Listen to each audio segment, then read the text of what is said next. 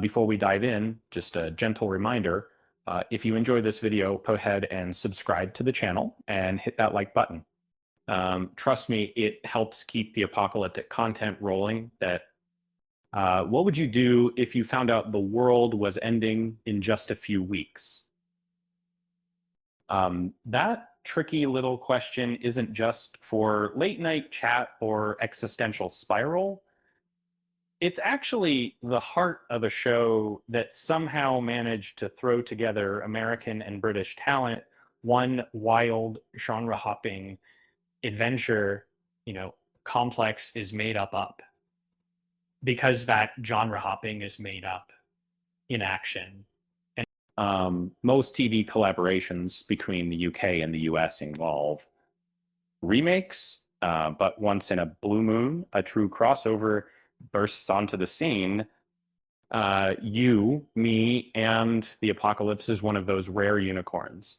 A series where actors from both sides of the Atlantic share the screen, bringing along all the wit, tension, and awkward family dinners you could hope for when there's a comet headed straight for Earth. At the center is Janie Winton, played with anxious charm by Matthew Bainton. Janie is the kind of guy who's spent nearly a decade searching for his wife, who vanished during their honeymoon. And instead of a relaxing vacation, he got 7 years of mystery. And now, as society is about to collapse, his life is set to get even weirder. The cast is a buffet of recognizable faces. Rob Lowe steals almost every scene as Father Jude, a priest with a taste for irreverence.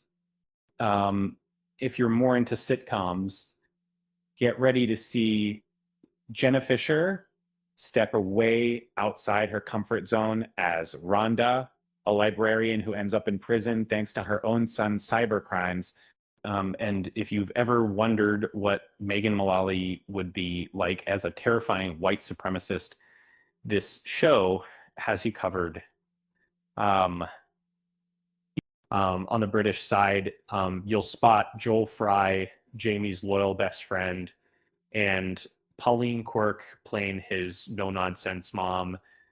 The cast list is as sprawling as an end-of-the-world bucket list, but every character gets their moment, from Diana Rigg's deliciously icy Sutton to Carla Chrome's complicated Layla.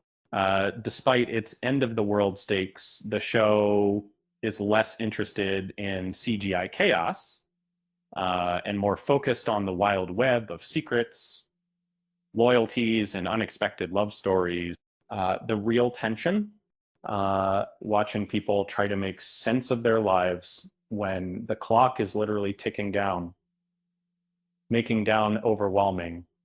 Not just a year to look at how you, 10 years on, fans still wish for a second season.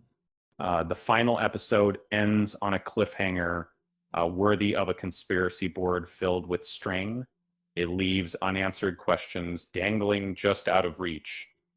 Apparently, the writers didn't plan to return for more, but with reactions like this, you have to wonder if they'll ever change their minds.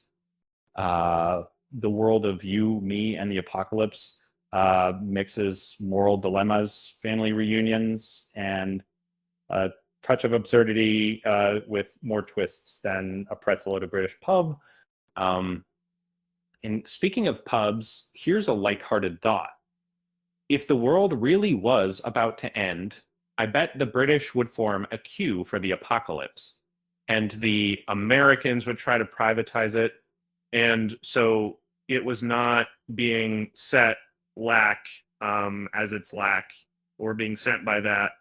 And with that said, thanks for watching, and until next time.